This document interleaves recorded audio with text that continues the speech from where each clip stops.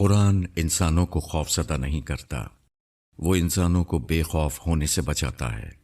ان دو باتوں میں زمین آسمان کا فرق ہے۔ انسان کی جنت، خدا کی جنت۔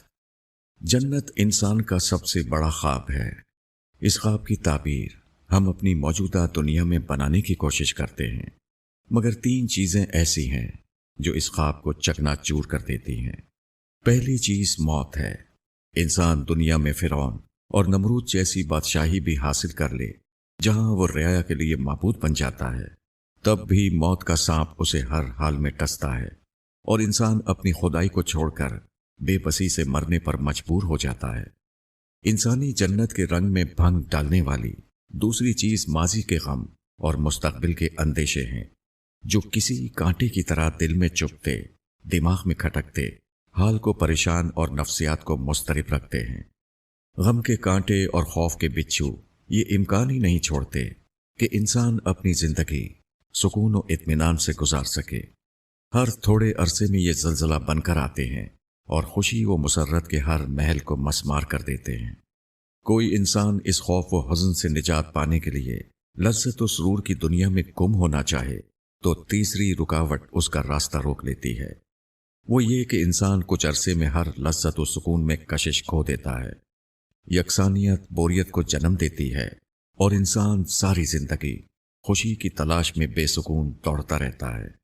یہ صرف خدا کی جنت ہے جو ان تینوں خرابیوں سے پاک ہوگی۔ وہاں نہ موت کا سانحہ ہوگا جو ہر نعمت سے محروم کر دے، اور نہ خوف و حزن کی آندھیاں ہوں گی جو زندگی کا سکون برباد کریں۔ وہاں ختم نہ ہونے والا تنوع ہوگا جو انسان کو نعمتوں سے کبھی بور اور بیزار نہیں ہونے دے گا۔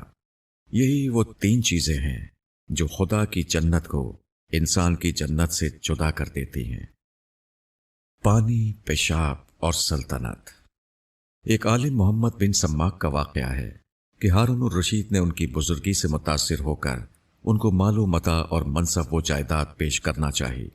انہوں نے کہا کہ اگر آپ کا پانی بند ہو جائے تو آپ کس قیمت پر ایک گھونٹ پانی لینا چاہیں گے؟ بادشاہ نے کہا کہ آتی سلطنت کی قیمت پر۔ انہوں نے پھر پوچھا کہ اگر پیشاب بند ہو جائے تو اس کے علاج کے عوض کیا دیں گے؟ اس نے جواب دیا کہ باقی آدھی سلطنت۔ انہوں نے مسکرا کر بادشاہ سے کہا کہ جس سلطنت کی آدھی قیمت چند گھونٹ پانی اور باقی آدھی کی قیمت چند قطرے پیشاب ہوں، اس قابل نہیں ہے کہ اس کے لیے اللہ کو ناراض کیا جائے۔